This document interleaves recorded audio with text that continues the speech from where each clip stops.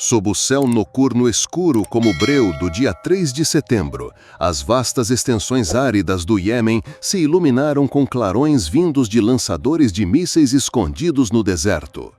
O grupo Houthi, que controla grande parte das regiões mais populosas do Iêmen, lançou um ataque ousado contra Israel, mirando diretamente o coração econômico e militar do país, Tel Aviv.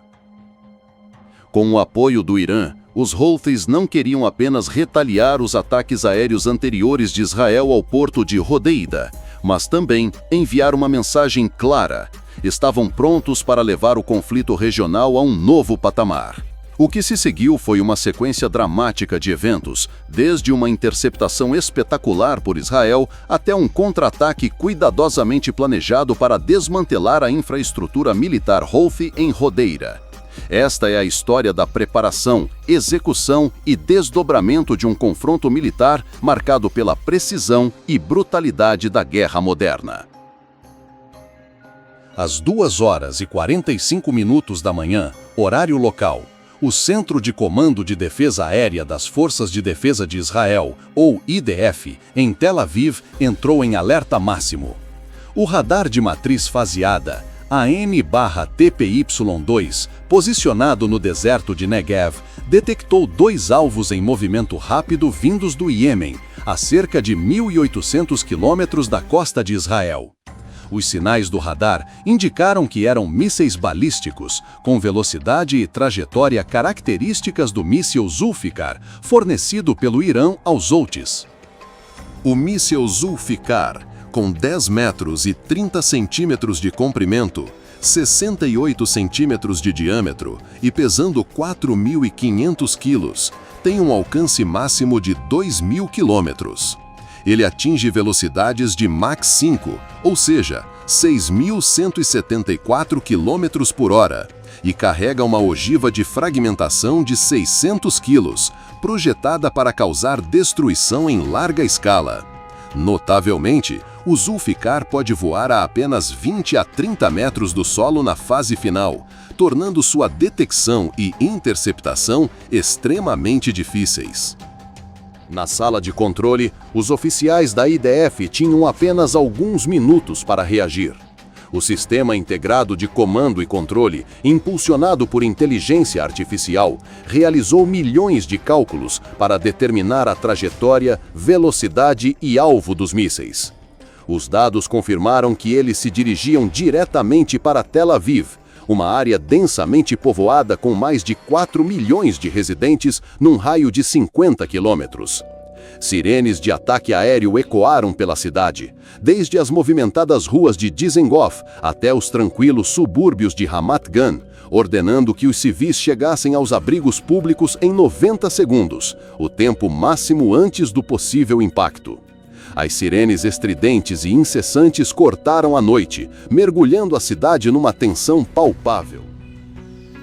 O sistema de defesa antimísseis Arrow 3, baseado na base aérea de Palmachim, foi imediatamente ativado.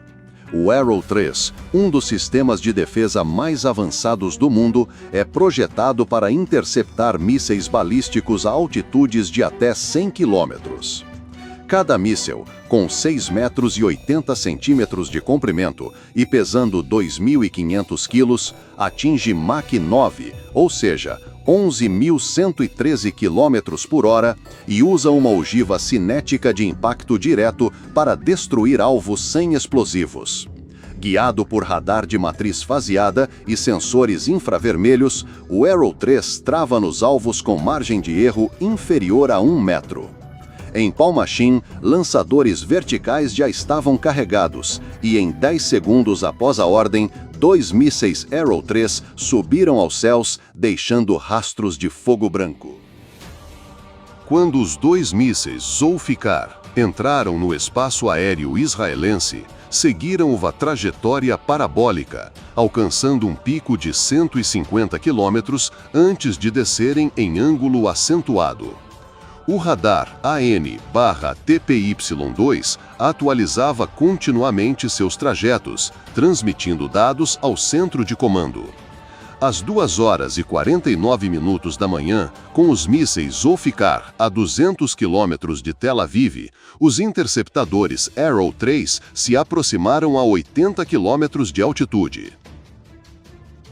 Colidindo a uma velocidade combinada superior a 17.000 quilômetros por hora, os impactos produziram explosões brilhantes, vistas pelos moradores de Ashkelon a 60 quilômetros de distância como riscos de estrelas cadentes.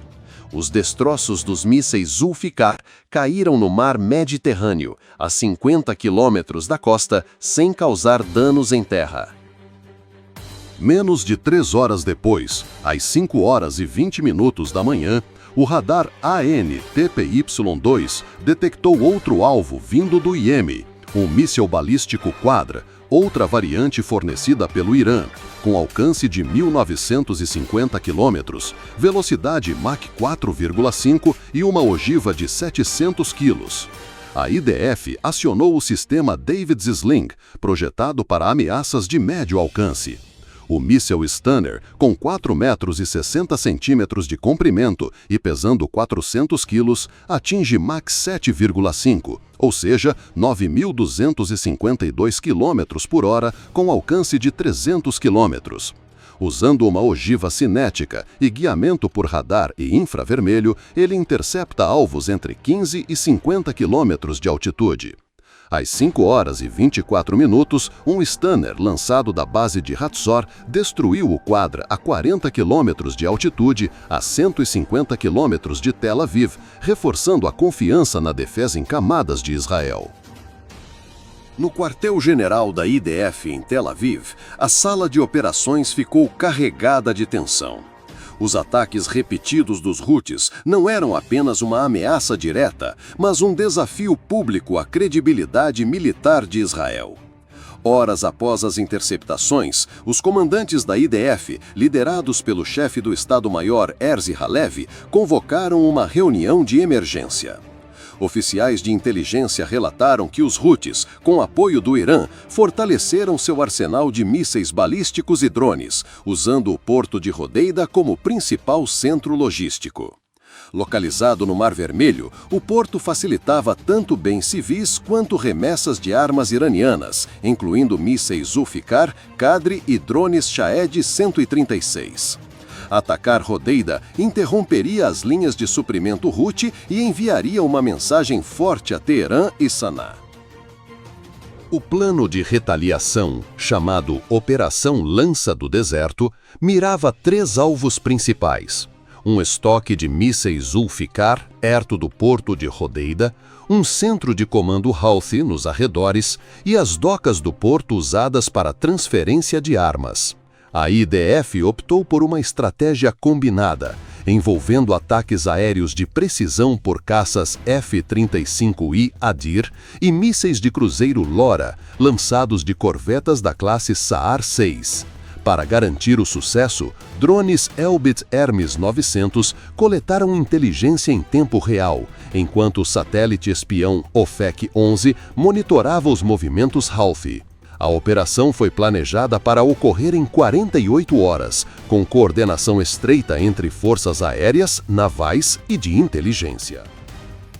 Nas 48 horas seguintes, a IDF se preparou em ritmo acelerado. Na base aérea de Nevatim, 8 caças F-35I Adir foram abastecidos e armados com bombas guiadas GBU-31 JDAM de 907 kg, guiadas por GPS e laser com precisão de 5 metros. O F-35, com capacidade furtiva, radar AN/APG-81 e cápsula de mira AN/ASG-228 a Teflir, era ideal para penetrar as defesas aéreas Houthis. Cada F-35I carregava 4 bombas JAM, suficientes para destruir alvos fortificados como depósitos de armas e bunkers de comando. Enquanto isso, no porto de Haifa, 2 corvetas da classe Sa'ar 6, INS Magen e INS Oz, foram posicionadas a 400 quilômetros da costa do Iêmen, no Mar Vermelho. Cada uma carregava 16 mísseis LORA, com 5 metros e 20 centímetros de comprimento, pesando 1.800 quilos, com alcance de 400 quilômetros e uma ogiva de 570 quilos, precisa dentro de 10 metros. A inteligência foi crucial na preparação. Drones Hermes 900, capazes de voar por 36 horas a 9.144 metros de altitude, capturaram imagens de alta resolução dos alvos em Hodeida. As imagens revelaram um estoque de mísseis camuflado numa área industrial abandonada entre contêineres. O centro de comando Houthi, a 5 quilômetros do porto, ficava num bunker de concreto reforçado, protegido por sentinelas e câmeras. O satélite OFEC-11, com sensores ópticos e infravermelhos, detectou assinaturas térmicas anormais nas docas, indicando 2 navios de carga provavelmente transportando armas do Irã.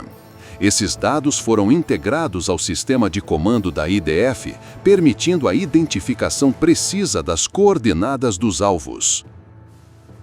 Às 3 horas da manhã do dia 5 de setembro, a Operação Lança do Deserto começou. O céu sobre o Mar Vermelho ficaram silenciosos, exceto pelo rugido de 8 caças F-35I voando a 12.192 metros, usando furtividade para evitar radares Houthi. Os pilotos, treinados para missões de alto risco, mantinham comunicação criptografada com o centro de comando. Simultaneamente, INS-Magen e INS-Oz lançaram 8 mísseis LORA, cada um voando a 50 metros acima do mar para evitar detecção. Guiados por GPS e Tercom, os mísseis LORA ajustavam suas trajetórias com base no terreno, garantindo precisão máxima. Os mísseis miravam o centro de comando e as docas, enquanto os caças F-35I focavam no estoque de mísseis.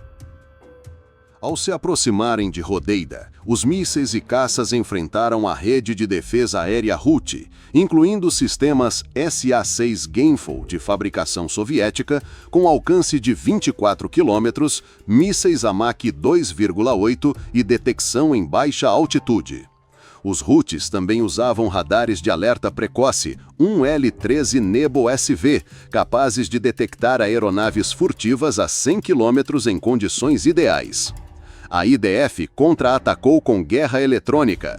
Os caças F-35I usaram o sistema de contramedidas eletrônicas AN/ALQ-249, emitindo sinais para interferir nos radares SA-6. 2 drones Hermes 900 lançaram iscas Mal-de-J, imitando assinaturas de caças para atrair mísseis inimigos. Quando os SA-6 dispararam contra as iscas, foram neutralizados, deixando as defesas Houthi em desordem. Às 3 horas e 12 minutos da manhã, o ataque atingiu seu auge. 4 caças F-35I lançaram 16 bombas J-Dan, guiadas pelo sistema laser AN/ASQ-228 AT-FLIR, mirando o estoque de mísseis Zulfikar a 2 quilômetros do porto de Hodeida. A primeira explosão abalou a área, destruindo um depósito com cerca de 20 mísseis balísticos, desencadeando explosões secundárias à medida que os explosivos armazenados detonavam. Chamas irromperam, formando uma coluna de fumaça de centenas de metros, visível a 30 quilômetros de distância. Os pilotos do F-35I, via AT-FLIR, confirmaram a destruição do alvo antes de mudar para alvos secundários. Ao mesmo tempo, 8 mísseis LORA de INS-Magen e INS-Oz atingiram seus alvos.